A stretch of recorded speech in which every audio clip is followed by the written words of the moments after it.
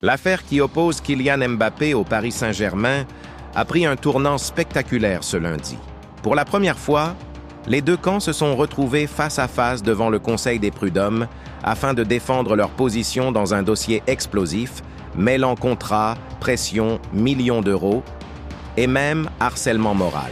Une affaire hors norme qui dépasse largement le cadre du sport. Le clan Mbappé réclame la requalification de son contrat, estimant que son CDD devrait être considéré comme un CDI dans les faits. Une demande accompagnée d'une requête colossale, près de 260 millions d'euros pour réparer le préjudice subi. Face à cela, le PSG a répliqué avec une contre-attaque encore plus impressionnante. 440 millions d'euros réclamés à son ancien joueur.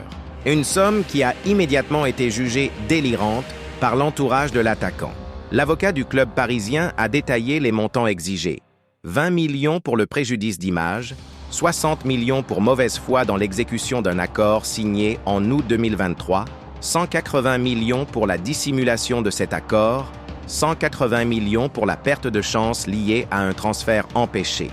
Selon le PSG, Mbappé aurait nui volontairement au club, allant jusqu'à multiplier les attaques et contradictions, y compris à travers la procédure entamée aujourd'hui. Pour Paris, il ne s'agirait plus seulement d'un litige contractuel, mais d'un véritable comportement déloyal. En face, la défense de Kylian Mbappé a livré un tout autre récit.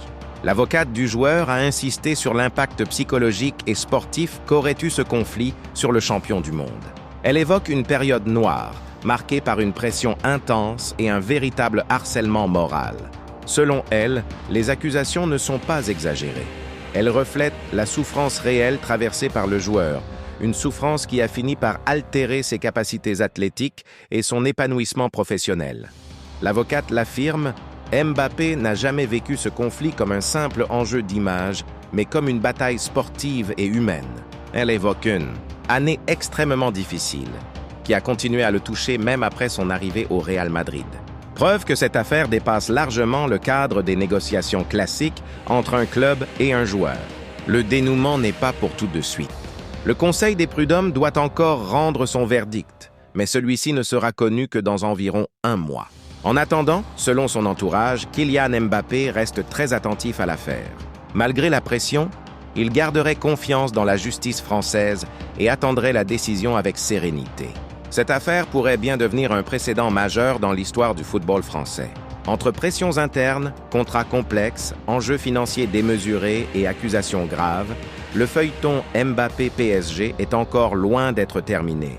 Une seule certitude, le verdict attendu pourrait faire trembler bien plus que la planète football.